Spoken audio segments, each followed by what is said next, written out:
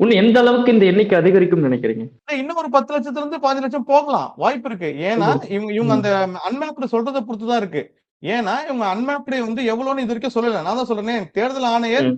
ஒரு மாவட்ட கலெக்டரும் நேத்து என்ன பண்ணாங்கன்னா, ஒரு 3 மணி அளவுல ஆ அதாவது வந்து ஒரு கான்வர்சேஷனாவே அத அவங்க வச்சுக்கல. எல்லா அனைத்து கட்சியும் கூப்பிட்டுட்டு, நாங்க இவ்வளோ இது ம். வச்சிருக்கோம். இவ்வளோ பேர் வந்து அ ஃபார்ம்ஸ் குடுத்துருக்கோம். இந்த வொர்க்லாம் நடந்திருக்குன்ற விஷயத்த கூட அவங்க வந்து சொல்றதுக்கு விரும்பல. அவங்க என்ன பண்றாங்கன்னா, ஒரு மாவட்ட கலெக்டரும் அவங்க தான் தேர்தல் அதிகாரி. அவங்க என்னன்னா, ம். ஒரு ஃபார்மாலிட்டிக்கு எல்லாரையும் கூப்பிட்டு, அனைத்து கட்சியும் கூப்பிட்டுட்டு, அவங்க முன்னாடி நாங்க பாருங்க இவ்வளோ பேர வந்து இதுதான் ஃபைனல் டிராஃப்ட் லிஸ்ட் உங்க முன்னாடி குடுக்குறோன்ட்டு, உங்க முன்னாடி குடுத்துட்டு, வந்து செய்தியாளர்களுக்கு வந்து ஒரு ஃபோட்டோ மட்டும் குடுத்துட்டு இங்கிருந்து போயிட்டாங்க. நேத்து ம். பேசுனதுல தேர்தல் ஆணையத்த மாநில தேர்தல் ஆணையர் தான் வந்து ஒரு 20 நிமிஷம் பேசியிருக்காங்க. அவங்க கூட என்ன சொன்னாங்க?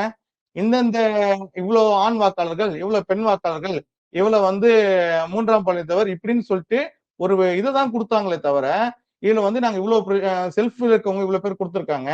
அவங்களுடைய ரிலேட்டிவ்ஸ் இதுல இவ்ளோ பேர் குடுத்துருக்காங்க. அன்மேப்ல வந்து இவ்ளோ பேர் வந்திருக்கு. எங்க இஆர்ஓக்கள் இவ்ளோ பேருக்கு வந்து நோட்டீஸ் அனுப்புவாங்க. அந்த நோட்டீஸ்ல வந்து நீங்க அந்த 13 ஆவணங்கள்ல ஏதாவது ஒரு ஆவணங்கள ம். நீங்க குடுத்து, நீங்க வந்து இங்க உங்களுடைய பதிவ ஏற்றுனா தான் டிராஃப்ட் லிஸ்ட்ல இருந்து ஃபைனல் லிஸ்ட்ல உங்க பேர் வரும். இல்லன்னா டிராஃப்ட் லிஸ்ட்ல உங்க பேர் வந்தாலும் கூட, ஃபைனல் லிஸ்ட்ல உங்க பேர் வராது. அப்படின்ற விஷயத்த மாநில தேர்தல் ஆணையர் சொல்லியிருக்கணும்ல. அத அவங்க சொல்லவே ம். இல்லையே!